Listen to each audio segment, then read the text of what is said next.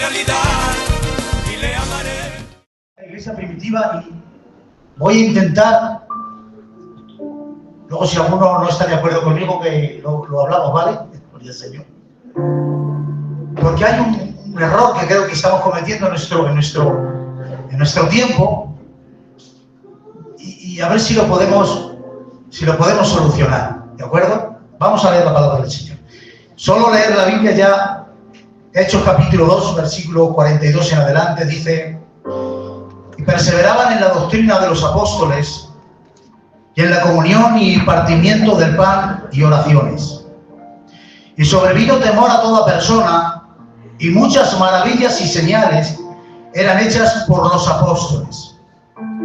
Todos los que habían creído estaban juntos, y tenían en común todas las cosas, y vendían sus propiedades y sus bienes, y los repartían a todos según la necesidad de cada uno, y perseverando unánimes cada día en el templo, y partiendo el pan en las casas, comían juntos, con alegría y sencillez de corazón, alabando a Dios, y teniendo favor con todo el pueblo. Y el Señor añadía cada día a la iglesia los que habían de ser salvos. Amén. Dale un aplauso a la palabra del Señor.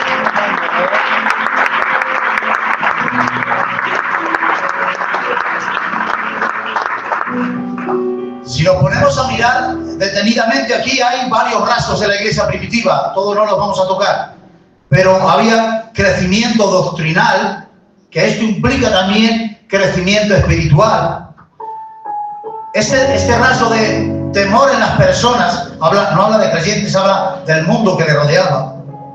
Había maravillas y señales, había atención a las necesidades, había testimonio y había evangelismo, entre otras cosas. Esos son los rasgos que identificaba la iglesia primitiva. Pero si os habéis dado cuenta, hay un hilo conductor que dirige todos estos aspectos, y es la unidad. Comían juntos, estaban en común, unánimes. Pablo insiste y les dice a la iglesia: sed todos de un mismo pensar, sed todos de un mismo sentir, porque es un aspecto fundamental de la iglesia, la unidad. Cristo dijo: si un reino está dividido contra sí mismo, tal reino no puede permanecer. Y si una casa está dividida contra sí misma, tal casa no puede permanecer. Y si Satanás se levanta contra sí mismo y se divide, no puede permanecer, sino que haya llegado a su fin. Fijaros bien, hasta Satanás usa la unidad para atacar la unidad de la iglesia. Sin unidad no puede prosperar nada. ¿Recordáis cómo Goliat atacó a aquel ejército? ¡Dadme un hombre! Fue un ataque directo al concepto de ejército. Hicieron que ya no pensaran como ejército, era que les dijo: ¿qué hacéis en orden de batalla? Que cada uno vaya por su lado. Es un ataque al concepto de ejército, porque el orden y la unidad están relacionados. Sin unidad no hay orden. Si el enemigo consigue rompernos por dentro, también nos desordena. Lo que estaba diciendo aquí Goliat era romper filas y que venga el que se atreva. Que lo haga el que se atreva, el que esté dispuesto. Esto era una oportunidad para la vanidad y una excusa para los complejos.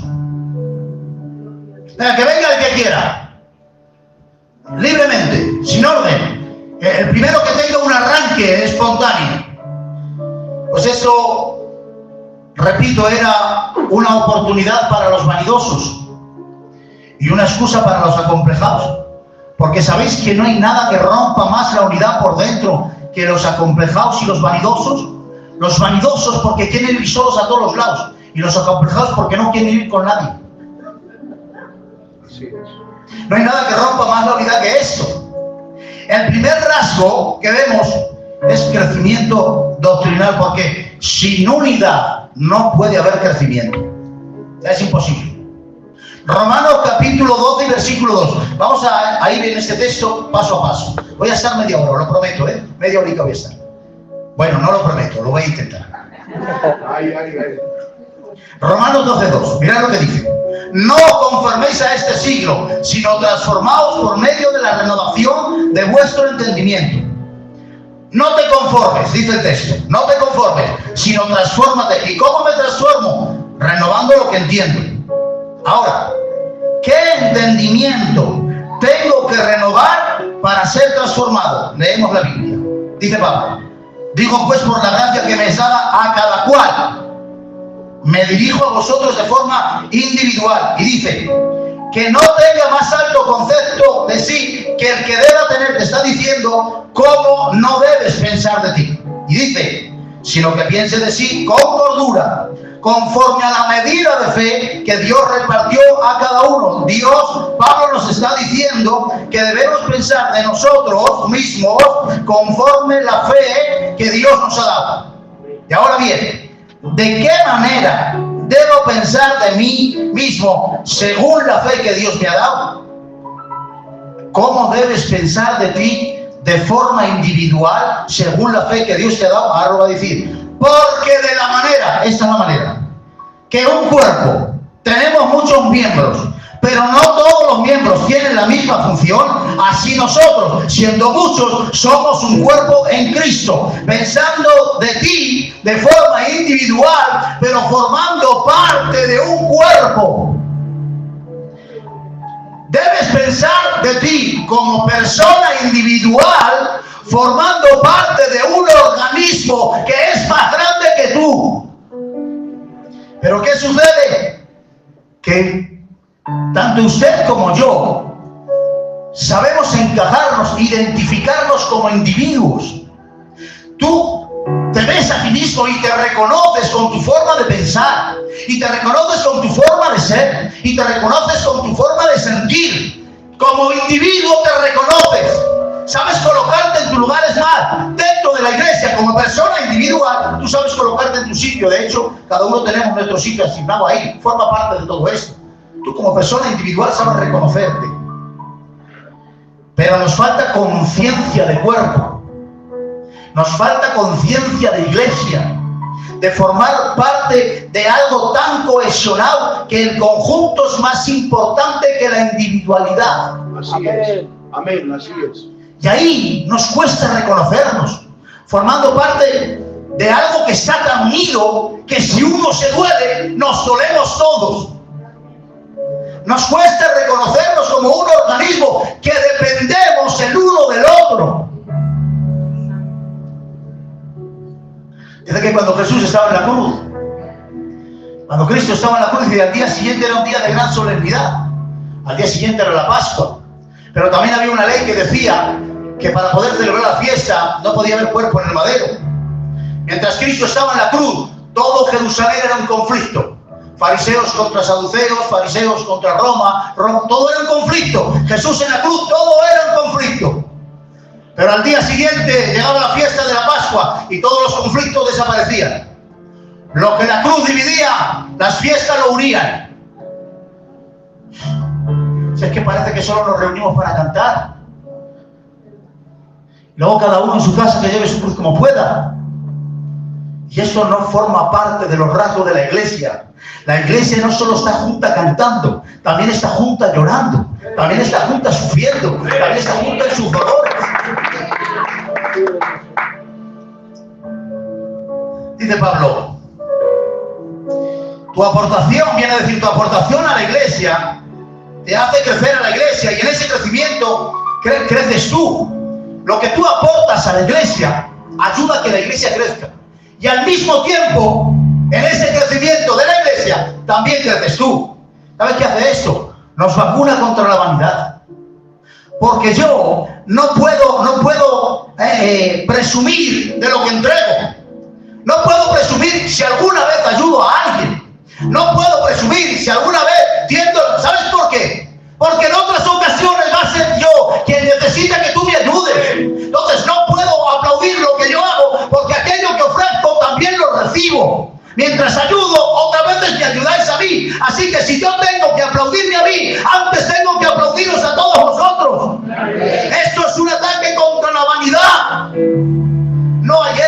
nacionales, aquí no hay héroes nacionales. Todos formamos parte de un conjunto tan unido que yo te necesito a ti y tú me necesitas a mí. Amén. Eso es la iglesia. Amén. La unidad de la iglesia es un organismo perfecto. Primera de Corintios 12:20 dice que el ojo no puede decirle a la mano, no te necesito. Las debilidades particulares de cada uno tienen el poder de unirnos. Lo voy a repetir. La debilidad particular de cada uno tiene el poder de unirnos. Mis debilidades y tus debilidades no son para separarnos, son para unirnos. Por eso la debilidad de cada uno se convierte en una fortaleza. Tu debilidad, tu caída, es la oportunidad para que yo pueda ayudarte y en esa ayuda nos unimos. Amén. Amén. Dice Efesios 4:3.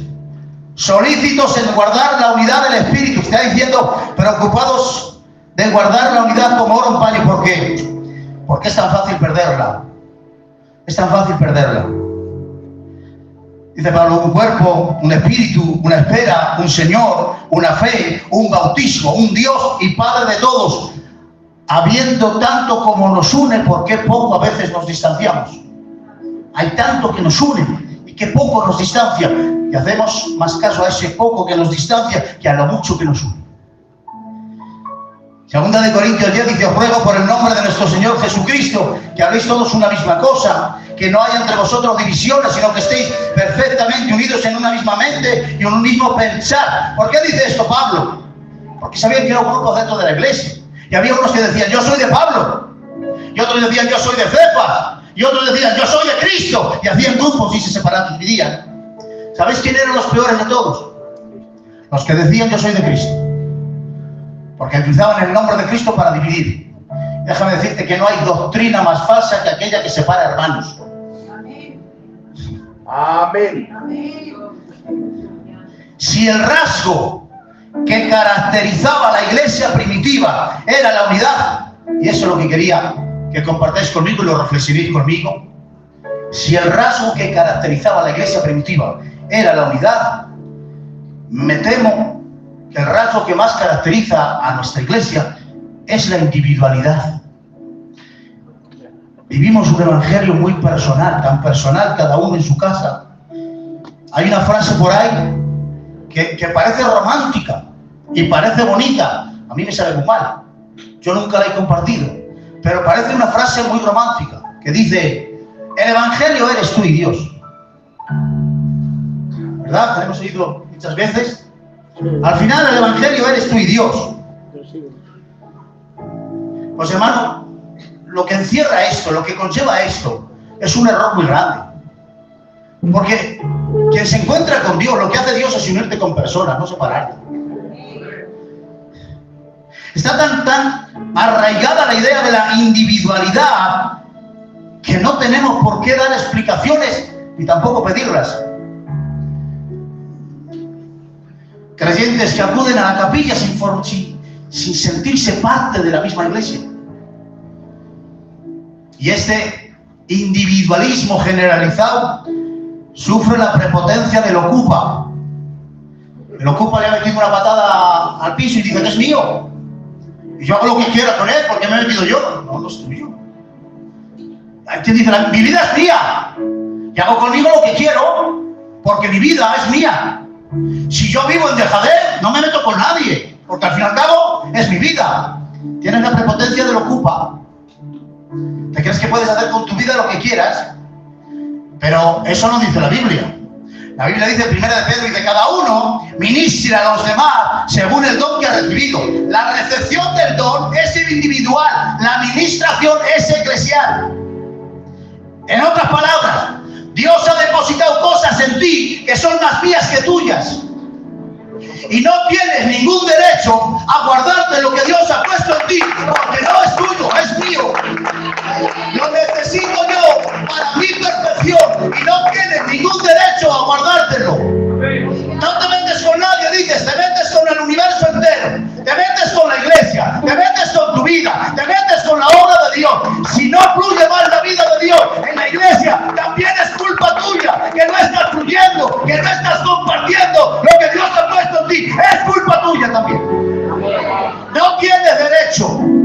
No tienes derecho, no es tuyo. Eres un metepatas.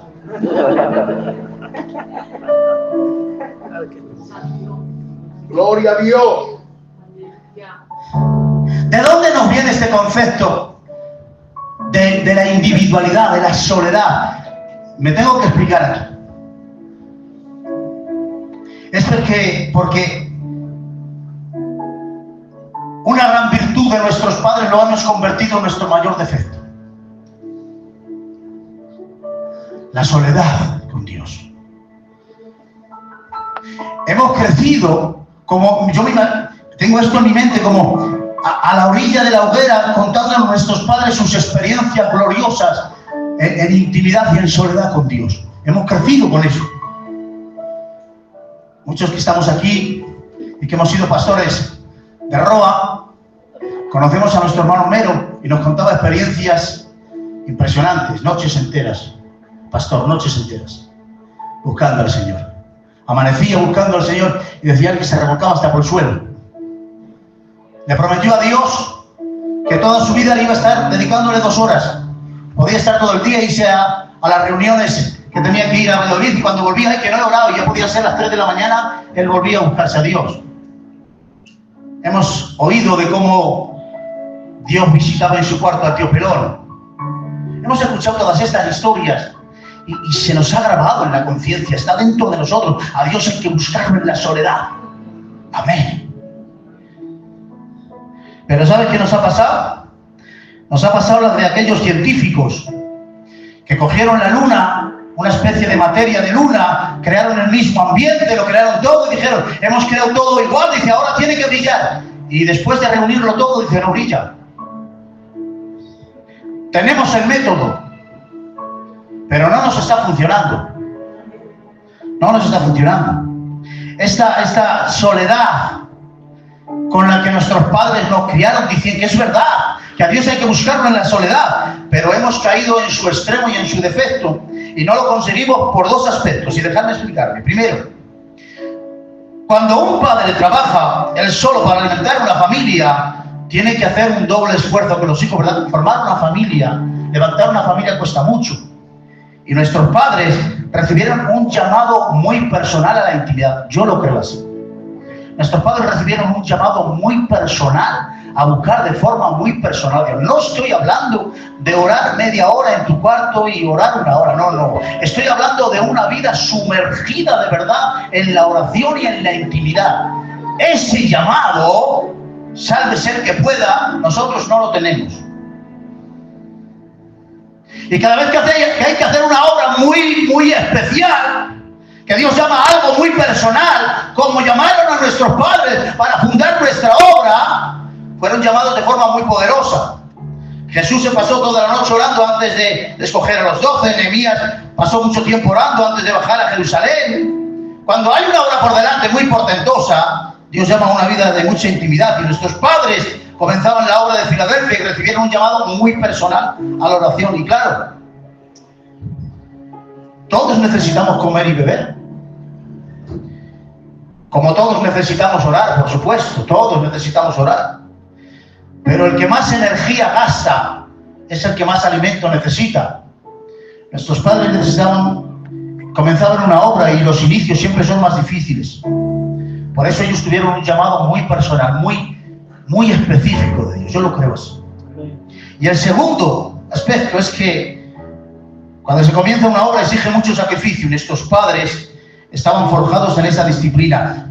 No todos los días de oración de nuestros padres estaban llenos de maravillas. No todas las noches bajaba Dios a estar con ellos. No todas las noches sentían a Dios de forma impresionante. No, pero nunca dejaron de orar, porque su espíritu de abnegación, aunque se pasaran toda la noche en silencio y no pasara nada, no dejaban de insistir en buscar a Dios en el secreto. No dejaban de insistir. Y hay un error de concepto en nosotros, que creemos que esto de buscar a Dios, que esto de buscar a Dios en secreto, como que tiene que estar sellado de una devoción, de un entusiasmo. Y ¿sabéis algo? Nada exige más disciplina que la devoción a Dios. Nada. ¿Sabes cuál es el resultado? Que tenemos los métodos, la oración y la vida secreta, pero no tenemos ni la abnegación ni la disciplina para llevar una vida sumergida en tanta oración y en tanta intimidad, y sálvese el que pueda. El resultado de todo esto es que tenemos arraigada la idea de que Dios se le encuentra en la soledad. De ahí nace el Evangelio, eres tú y Dios, claro, allí nadie nos ve. Pero como no lo logramos por nuestra falta de abnegación y disciplina, nos encontramos con una iglesia de individuos decepcionados,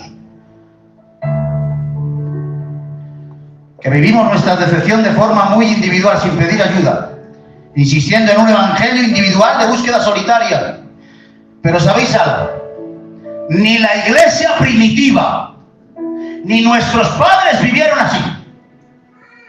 No. El rasgo más grande de la iglesia primitiva y el rasgo más grande de nuestros padres no era la individualidad, no era la soledad, no eran hombres solitarios. Y me vais a dar la razón inmediatamente. A las 4 juntos, ¿en dónde? En la capilla, orar. A las 7 juntos, haciendo el culto. A las 10 de la noche, otra vez vigilia, juntos. Si no tienen más que estar juntos. Se unían para orar, se reunían para buscar a Dios. Toda su vida era la unión y estar juntos. No era individualidad, no eran solitarios, nada más estaban juntos, comiendo, haciendo el culto. Ese era su rasgo más grande. Se juntaban para orar, hermanos. Y las mayores experiencias de nuestros padres, todavía tenemos algunos que nos podrán decir, no era cuando estaban solos, era cuando estaban reunidos en la iglesia. ¡Qué cultos! ¡Qué experiencias en el culto! ¡Qué manifestaciones del Espíritu! ¡Qué quebrantos! ¡Qué gloria caía en esos cultos! Cuando más veían a Dios, cuando más se manifestaba a Dios, no era cuando estaban solos, era cuando estaban juntos. Y así sigue siendo. La vida de un cuerpo está en el mismo cuerpo. Y es la iglesia el lugar donde Dios se manifiesta. Hermanos, no venimos a la iglesia con esta expectativa. No venimos con la expectativa de que la iglesia, porque la iglesia no es el edificio. No venimos con la expectativa de que en un culto Dios te pueda restaurar. Vaya. ¿Por qué no? Porque creemos que eso eres tú y Dios. Y hemos perdido la expectativa de que el Espíritu Santo se manifiesta en medio de la iglesia cuando está unida, y no de una forma extraordinaria, no, por medio de otro hermano que te ministra. Gloria a Dios, aleluya. Porque la iglesia no es una hora de reunión, ni una denominación. La iglesia es el cuerpo de Cristo. Si tú quieres que Cristo se mueva en tu vida, no le pides que se mueva fuera de su cuerpo. Nadie puede moverse fuera de su cuerpo. La iglesia es el diseño de Dios para restaurar, para consolar, para sanar. No busques su madre, ni un profeta, ni una experiencia mística. Busca a Cristo en su iglesia. Y cada vez que nos reunimos aquí, deberíamos tener una conciencia clara de que este es el cuerpo de Cristo y que Dios y el Espíritu se mueven en su iglesia. Sin unidad no hay manifestación del Espíritu. ¿Por qué, hermanos, nos preguntamos? ¿Por qué no hay más manifestaciones del Espíritu? ¿Por qué antes se movía tanto el Señor y hoy no? ¿Por qué? Cuando Salomón edifica el templo, le dice al Señor: Señor, queremos que recibas esta como tu casa. Recíbela como tu casa, Señor. Y ahora Salomón empieza a hacer ofrendas y ofrendas. Dice que hicieron tantos sacrificios que la sangre corría por el templo. Y ahora Dios responde y dice: Salomón, recibo esta ofrenda. Recibo el templo como mi casa y la recibo. Y para decir Dios que ha recibido esa ofrenda, ¿qué hace Dios? En una respuesta de gracia manifiesta su gloria. Dice la Biblia, y los sacerdotes no podían ministrar. Aquí se marca un principio de conducta divina. la iglesia le ofrece algo, Dios recibe esa ofrenda y en respuesta de gracia manifiesta su gloria. Pablo y Silas están en la cárcel, le ofrendan una alabanza, Dios la recibe y en respuesta de gracia manifiesta su gloria. Esto marca un principio en Dios. Cada vez que Dios recibe una ofrenda, como sello de que ha recibido esa ofrenda, manifiesta su gloria. Dice Cristo: si traes tu ofrenda al altar y allí te acuerdas de que tu hermano tiene algo contra ti, deja allí tu ofrenda delante del altar y anda, reconcíliate primero con tu hermano y entonces ven y presenta tu ofrenda. Porque si tienes un conflicto con tu hermano y vienes a presentar mi ofrenda, yo esa ofrenda no la recibo. Y si no hay ofrenda recibida, no hay manifestación de su gloria. Esto explica por qué hay ausencia de su gloria. Porque venimos con muchas ofrendas delante del altar, con conflictos en el corazón que no solucionamos. Y Dios no puede avalar un conflicto en medio de su pueblo, no puede avalarlo con su gloria. Es más, la ausencia de su presencia debería ser tambores en nuestros oídos. Amén. Sin unidad no hay evangelismo. Son los señores estos del teléfono que no me dejan en paz. Sin unidad no puede haber evangelismo. Los hijos de los profetas entendieron algo rápidamente. Eliseo, el lugar en que moramos contigo nos es estrecho. Enseguida entendieron el problema. ¿Por qué? Porque en aquellos tiempos había algo que se llamaba la ley de la hospitalidad. Que cuando un extranjero pasaba, era ley acobijarle y darle lugar. Los hijos de los profetas dijeron a Eliseo: Eliseo, si viene alguien, si pasa un extranjero, ¿cómo le vamos a dar lugar si no cabemos ni entre nosotros? El Señor lo reprenda.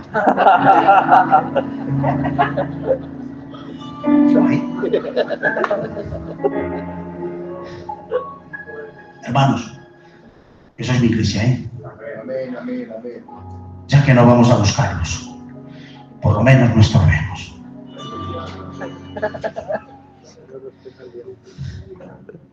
¿Sabes qué dice la palabra del Señor? Que la gente acudía sin llamarla. La gente acudía a la iglesia sin llamarla. Lo voy a apagar. La iglesia primitiva era un reclamo para el mundo que le rodeaba. Estaba llena de atractivo. La gente quería acudir a la iglesia. La iglesia brillaba con un esplendor que la gente de alrededor venía sin llamarla. Había dos... Dejadme terminar. Ay. Te lo cojo el teléfono, Ramón. Dale un aplauso al Señor, por favor.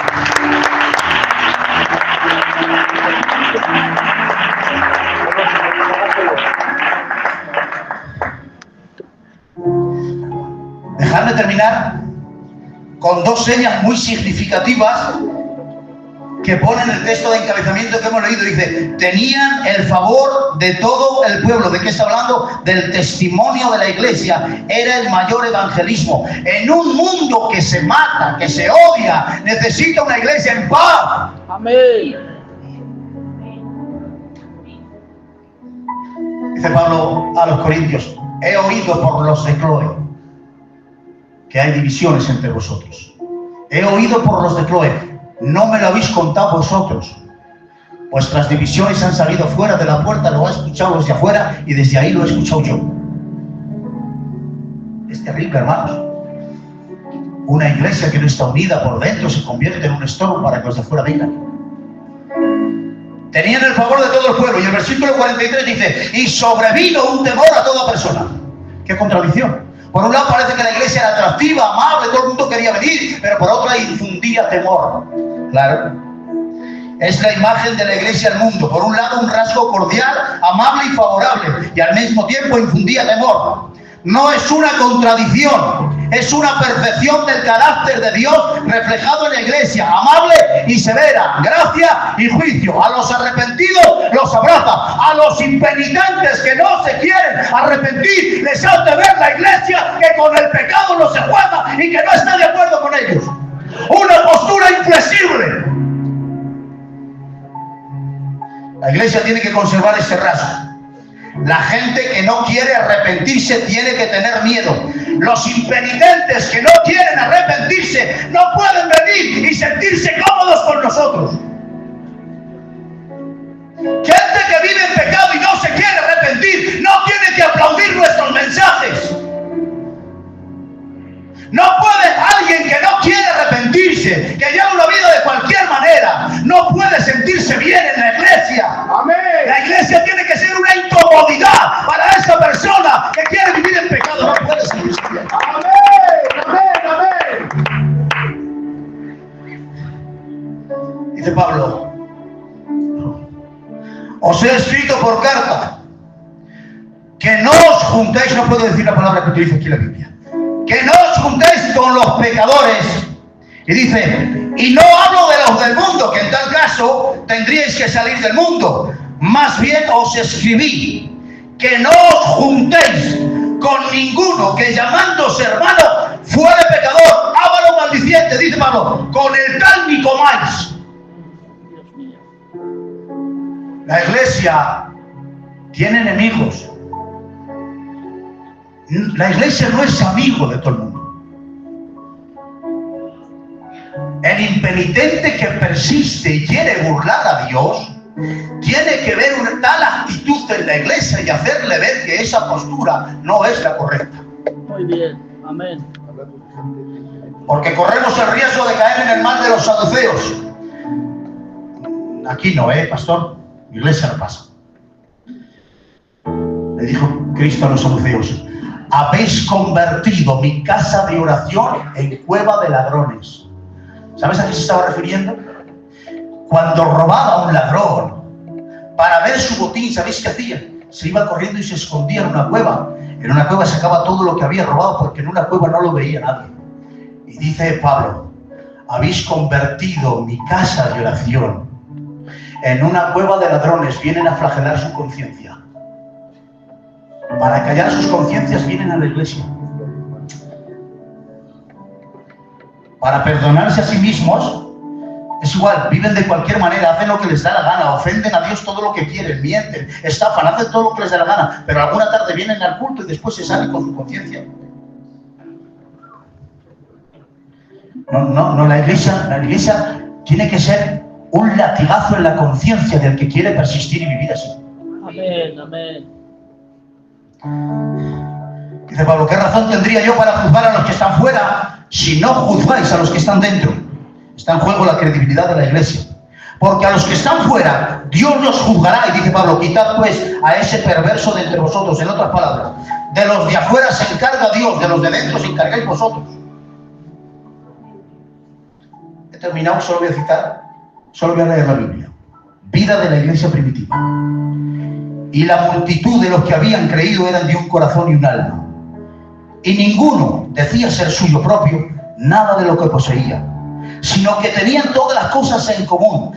Todo lo que poseían era de la vez, vendiéndolas traían precio de lo vendido. Hermanos, vendían las tierras. ¿Os podéis imaginar? Alguien tenía una tierra, lo vendían, lo hacían efectivo, iban corriendo y lo entregaban. ¿Pero cómo? A los pies de los discípulos.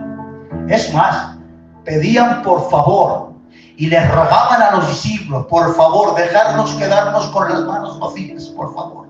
Dame el privilegio de quedarme sin nada, que quiero entregarlo todo. En aquella iglesia, no darlo todo daba vergüenza. Por eso Ananías y Zafira, que lo venden, que es suyo, que nadie les dice nada, dice: hey, chica, vamos a decir que lo hemos vendido por la mitad, porque da vergüenza no darlo todo. En aquella iglesia daba vergüenza no darlo todo. No vamos a hablar de dinero, por supuesto. Faltaría más. Impresiona esto. Y ningún necesitado había entre ellos. No había ningún necesitado. Todas las necesidades que entraban por esa puerta lo suplía la iglesia. Todas. No había ningún necesitado. He oído decir, hermanos, algunos, que lo que teníamos como gitanos lo hemos perdido como cristianos. No había necesidades que no se atendieran.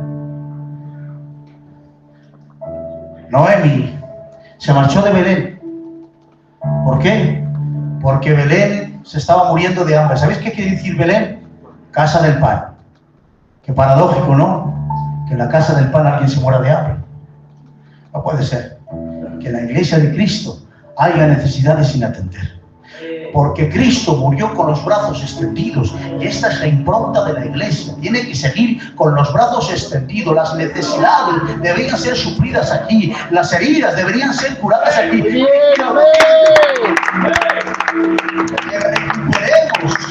Que recuperemos la originalidad de la iglesia de Cristo.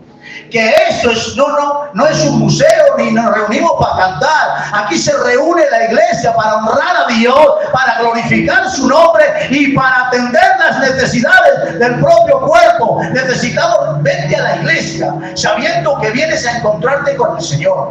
Vente a la iglesia, recupera el sentido de que aquí se curan heridas, de que aquí se levantan enfermos, de que aquí se restaura el matrimonio, de que aquí sigue habiendo poder, de esta iglesia de Cristo y sigue habiendo poder, sigue habiendo gloria, sigue habiendo sigue gobernando Cristo. ¡Aleluya! ¡Gloria a Dios! La iglesia no es algo a lo que acudes. La iglesia es algo que tú eres. Muy bien, amén. Tú no vienes a la iglesia, tú eres la iglesia. No vienes a cantar, vienes a honrar y a expresar a Dios. No solo cantan los hermanos del coro, no solo adoran ellos. Somos un conjunto eterno, somos la expresión de la gloria de Dios que venimos en agradecimiento, a agradecerle al Señor lo que ha hecho por nosotros. Somos la luz del mundo, la sal de la tierra, y el mundo tiene que enterarse que aquí hay una iglesia. Roma llegó a asustarse de la iglesia primitiva, les daba miedo, porque alguien decía, estos cristianos viven como si no temieran al César. Efectivamente, la iglesia primitiva afectó al mundo que los rodeaba, hermanos. Me parece que nosotros no afectamos a nadie y necesitamos recuperar el brillo y la gloria de la iglesia de Cristo, porque nosotros somos esa iglesia. Nosotros somos esa iglesia. Nosotros somos esa iglesia. Nosotros somos esa iglesia. Cierra tus ojos unos minutos al Señor. Cierra tus ojos. Solo 2 minutos al Señor y yo el primero con vosotros le pido perdón al Señor. Yo el primero le pido perdón al Señor. Me arrepiento. Hoy en su presencia me arrepiento. Que el Espíritu Santo nos haga recuperar de nuevo la belleza y la gloria de la iglesia primitiva. Por favor, esa alabanza, 1 minuto solamente, y ya el pastor con ustedes. Solo consejo tuyo, es urgente, me hace falta